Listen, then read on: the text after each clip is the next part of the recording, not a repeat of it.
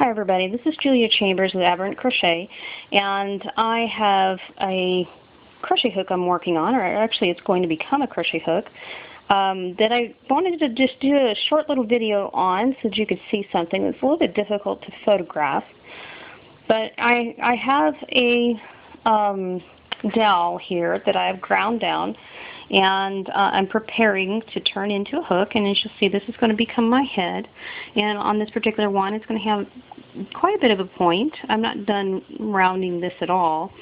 You know, and I'll have to look at the grain here to make sure that I get the lip exactly where I want it to be. And over here I wanted to show you what I'm putting on the end of this hook. This hook is going to be about 8.5 inches long, so this will be one of those hooks where it'll be ideal for things like Tunisian if you don't like having the stop on the end. It's also ideal for other types of work where you have multiple yarns on your hook. You know, when you have hooks that only have a workspace that's like this big, there's a limit to how many different types of yarns you can use at one time. And certainly I'm known for sometimes having 10 different, you know, yarns on my hook because I may use them all at once. I may drop and pick up stitches here and there. I'm kind of unusual that way. I like to really variegate what types of loops I'm using at any particular time. You know, there are no rules in crochet. You can put a stitch anywhere that you can get a hook into.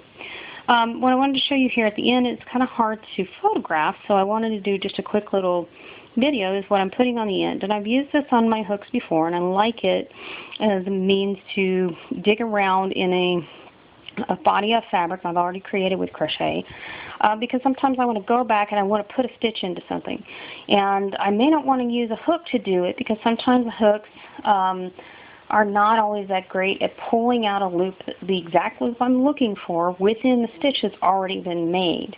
So think about, you know, digging into a bar, or more accurately, digging into the fabric of something and trying to go back and isolate a very particular part of that loop system, because every crochet stitch is made up of multiple loops. And you know what? Any of those loops can be used to your advantage to do something different. So anyway, this is a nice, smooth, sort of angled end. I don't really know what to call it. I suppose you could knit with it. But it is a way to have a tool, and I like this because it's very sloped, and I can pull it up onto this if I want to. And by the time I get done with it, it'll be butter smooth. So, but it's a little difficult to photograph. So I wanted to kind of roll it around here so you can kind of get a feel for what this shape really is. You know, and kind of show you a little bit of what I'm getting ready to do. So, thanks for joining. This is Julia Chambers with Aberrant Crochet, and we're talking about crochet hooks.